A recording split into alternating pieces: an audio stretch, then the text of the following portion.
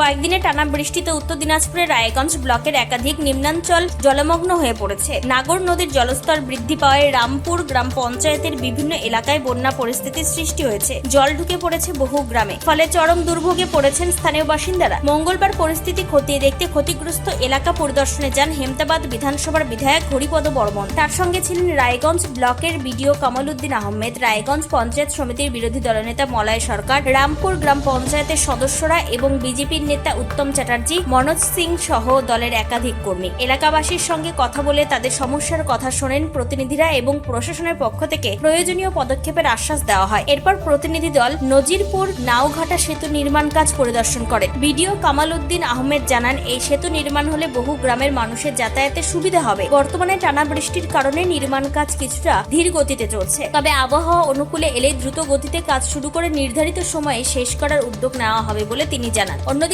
স্থানীয় বাসিন্দাদের একাংশ অভিযোগ করেন, পূর্ববর্তী সরকারের আমলে সেতুর কাজ শুরু হলেও দীর্ঘদিন ধরে তা সম্পূর্ণ হয়নি এবং কাজের মান নিয়েও প্রশ্ন রয়েছে। তাদের আশা, বর্তমান বিধায়ক হরিপদ বর্মনের উদ্যোগে দ্রুত সেতুর নির্মাণ সম্পন্ন হবে এবং দীর্ঘদিনের ভোগান্তির অবসান ঘটবে। এই বিষয়ে রায়গঞ্জের বিডিও কামাল উদ্দিন আহমেদ কি জানিয়েছেন শুনুন। এই ব্রিজটা পিডব্লিউডি তৈরি করছে। অ্যাকচুয়ালি আর্লি মনসুন শুরু হয়ে যাওয়াতে বারে জল জমে যাওয়াতে এখানে কাজটা করা সম্ভব হচ্ছে না।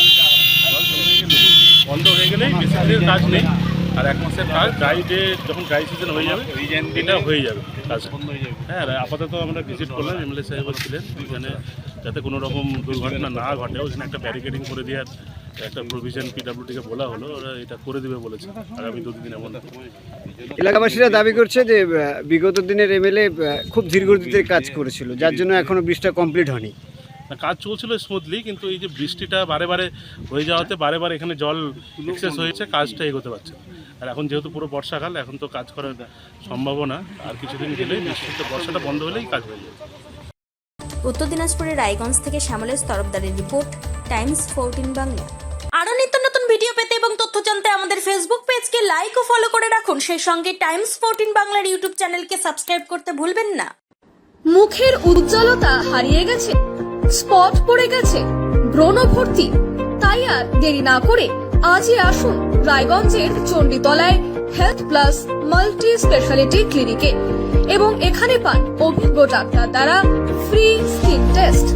আরো বিস্তারিত জানতে যোগাযোগ করুন 9674895169 এই নম্বরে।